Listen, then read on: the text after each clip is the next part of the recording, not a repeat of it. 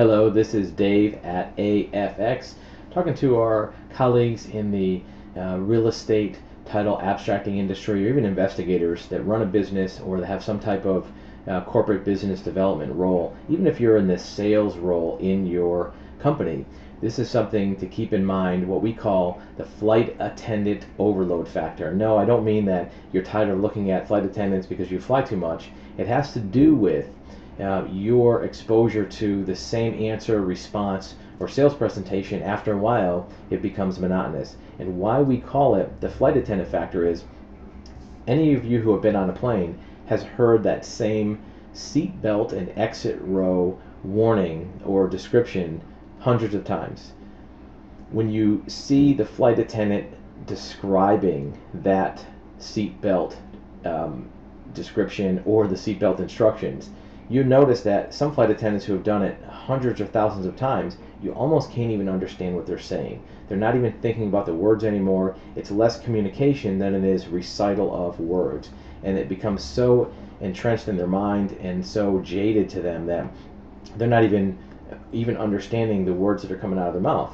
And what happens after that is the communication factor is reduced. If you're a frequent flyer, you know what they're saying because you've heard it before. But imagine if you're a first-time passenger on a plane and you're hearing this description from a flight attendant who has said it 10,000 times, and the words are not as clearly understandable because they're not even thinking about communicating to an individual passenger. They're just talking about getting the words out so they can check a box on their pre-flight checklist. As a business owner, salesperson, or corporate development, you may have answers to questions, you may have responses to inquiries, you may have sales presentations that you say over and over throughout the course of a day. You have to remember to keep those words fresh. You want to keep those presentations fresh because that client you're talking to that day, they're hearing it for the first time. You want to have it be as effective and as clear communication as it was the first time that you actually said it.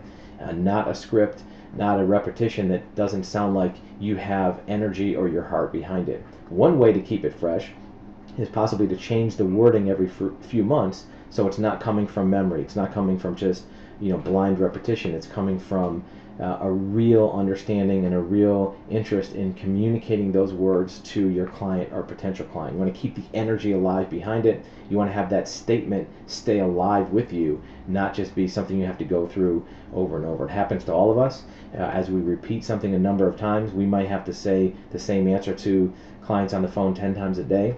And I can assure you, after the 10th time, it's going to become a little bit less energy or urgent with your client. You may not even notice it. So another way to get through this is to focus on the philosophy behind the message, not just the words you're saying. Focus on what you're trying to convey to the client. The words you're saying may not be important. Another good example of this is going back to the flight attendant factor.